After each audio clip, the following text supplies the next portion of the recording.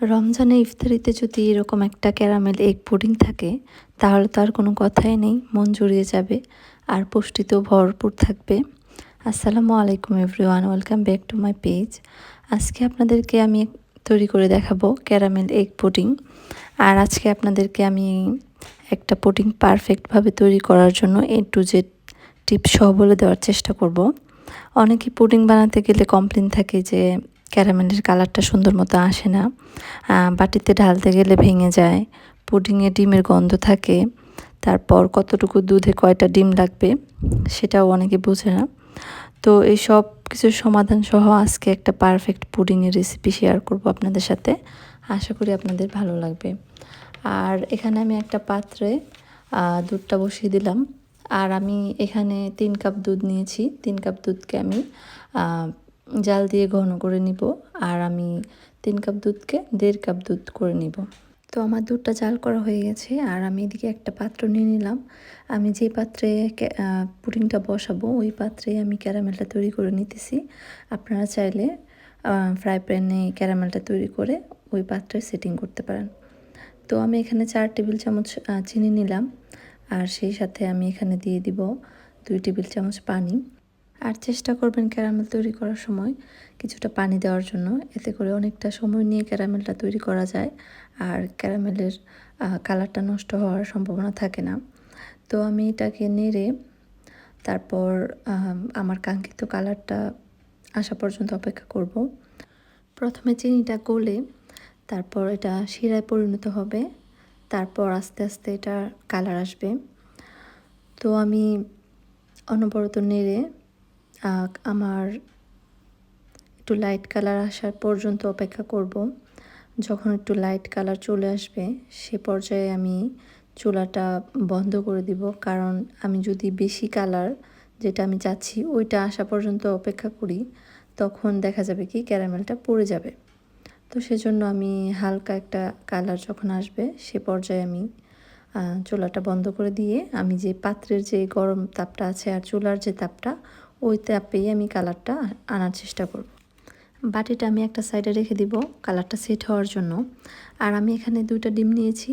আর আমি এখানে চিনি দিয়ে দিব 1/3 কাপ। আর আমি এখানে একটু ভ্যানিলা এসেন্সও দিব। এই ভ্যানিলা এসেন্স দেওয়ার কারণে ডিমের যে কাঁচা গন্ধ ওইটা থাকবে না। যদি কেউ ভ্যানিলা এসেন্স ব্যবহার করতে না চান সেক্ষেত্রে 1 টেবিল চামচ লেবুর রসও দিতে পারেন। তো আমি এই 3টা উপকরণ একটু ভালো করে মিশিয়ে নিব। আর আমি একটু তাড়াতাড়ি করার জন্য আমি এটাকে হ্যান্ড ব্লেন্ডার দিয়ে একটু বিট করে নেব। যদি কেউ হ্যান্ড ব্লেন্ডার ইউজ করতে না চান সেক্ষেত্রে হ্যান্ড হুইক্স দিয়েও বিট করে নিতে পারেন। যেহেতু আমি এখানে 3 কাপ দুধকে 1.5 কাপ করে নিয়েছি তাই আমি এখানে 2টা ডিম ব্যবহার করেছি। আপনারা যদি 1 লিটার দুধকে হাফ লিটার করে নেন সেক্ষেত্রে 3টা ডিম ব্যবহার করবেন।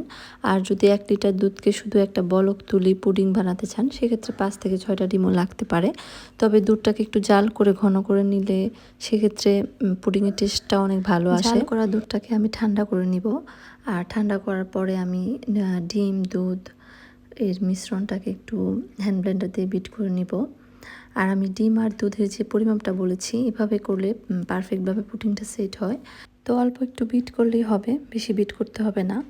আর আমি যে ক্যারামেলটা রেখেছিলাম ওই ক্যারামেলের উপরে আমি একটা ছাঁকনি দিয়ে ডিম আর দুধের যে মিশ্রণটা ছিল ওইটা আমি ছেঁকে নিব, যাতে যদি এটার মধ্যে কোনো লাম্পস থাকে তাহলে ছাঁকনিটার মধ্যে আটকে যাবে আর পুডিংটা অনেক মসৃণ হবে।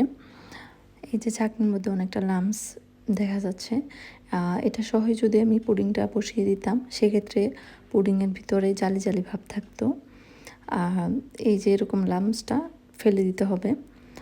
এবার আমি এটাকে ঢাকনা দিয়ে ঢেকে দিব। যদি ঢাকনা না থাকে তাহলে ফয়েল পেপার দিয়েও ঢেকে দিতে পারেন, তবে অবশ্যই ঢেকে দিতে হবে, না হয় জাল করার সময় ভেতরে পানি চলে যেতে পারে।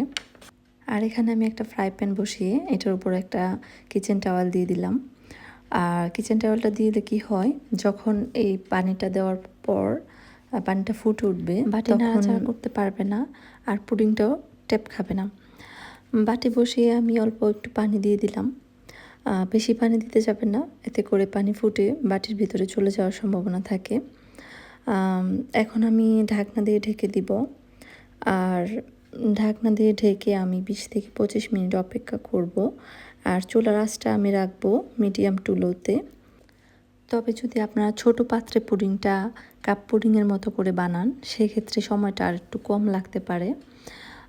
যেহেতু আমি বড় একটা পাত্রে দিয়েছি সেক্ষেত্রে আমার 20 থেকে 25 মিনিটের মধ্যে হয়ে গিয়েছে। তবে আপনি যদি বেশিক্ষণ পুডিংটা জাল করেন তাহলে পুডিংটা কখনোই মসৃণ হবে না, ভেতরে ছিদ্র ছিদ্র জালি জালি ভাব চলে আসতে পারে। এবার চুলা থেকে নামিয়ে সম্পূর্ণ নর্মাল তাপমাত্রায় ঠান্ডা করে তারপর ফ্রিজে 1 ঘন্টার মতো আমি রেখে দিব, তাহলে পুডিংটা ভালো করে মোল্ড আউট করা যাবে। তবে পুডিং গরম অবস্থায় কখনো মোল্ড আউট করতে যাবেন না, এতে পুডিং ভালোভাবে সেট হবে না।